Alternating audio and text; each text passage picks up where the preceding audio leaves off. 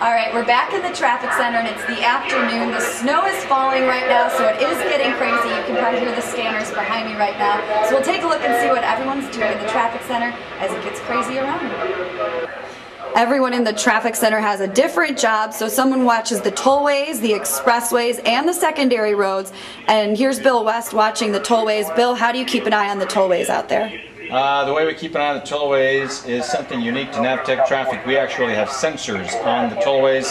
No other traffic reporting service in Chicago has those sensors on the tollways, so we were able to keep pretty close track of the delays, and if there are any questions we can always call the tollway authority directly.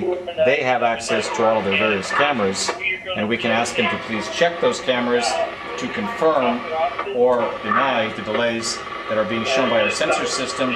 Then we also have our ops flow map set up, which is again unique to Navteq Traffic, and we can follow the same delays that we see on the sensors and the tollway authority through the cameras, and follow the same thing.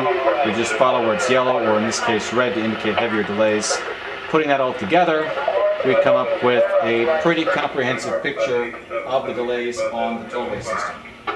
Then you take in my, shall we say, 20 years of experience, and we piece that all together. That 20 years of experience is also unique to Navteq Traffic. Thank you very much. Love it. That experience counts. I'm sorry. Edit that out. I'm not editing that. Oh, 9 years. He's not here. Get that on film, did you? And we've got a lot of years experience over here as well. Tom Gaines. It's probably about 12 years of traffic reporting, plus radio experience. You spend time around it, you generally get to see trends. Nothing is 100% day to day, but there are trends, and bad weather, you tend to know will mess things up, especially if it hits right at the start of an afternoon rush or a morning rush. The biggest job here is to listen to all these scanners. We have 12 scanners across here that these three guys have to listen to, and they listen for all kinds of accidents. Adam, can you tell us about that? Absolutely. Mainly right now I'm doing the secondary roads, so we have about over 15 crashes on the DuCom, which is the DuPage County website. I'm monitoring these scanners to listen to all the local suburban crashes. So 15 accidents just in DuPage County. Yeah, right here. Here's the page I'm looking at. I can see the accidents, and actually I can put them into our system so people are aware of where these accidents are on the way home. And we have Tom Gaines here keeping an eye on all the expressways. Can you show us what all these sensors mean? Well, these are in the roadways, and they indicate miles per hour.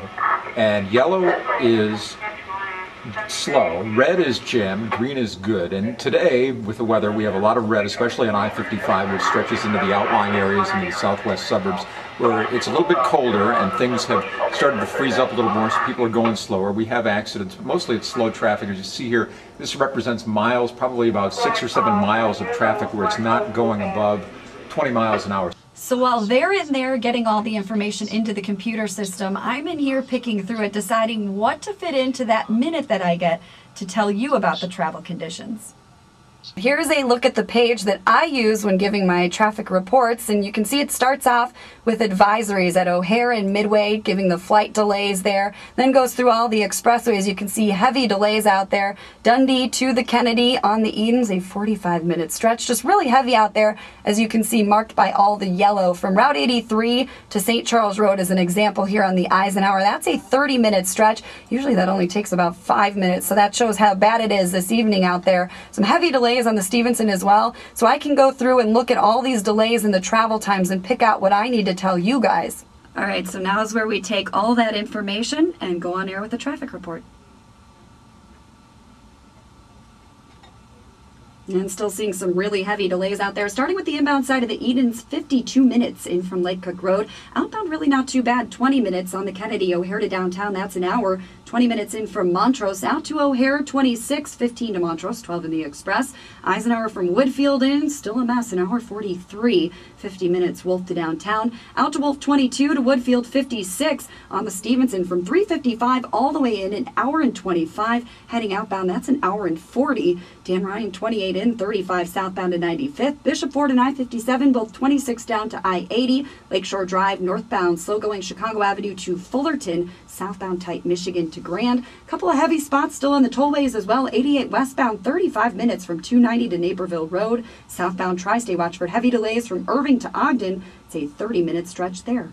Support for Navteq Traffic on WBEZ provided by the Buick Enclave. Details on the Enclave La Crosse and Lucerne available at your local dealer.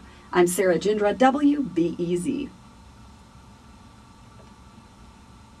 And that's how it's done. All right, so that's a look inside the traffic center on a day when it snows and gets crazy. The scanners go nuts. Everyone's working hard. As you can see, everyone's really focused. So it's time for me to get out of here and stop bothering them.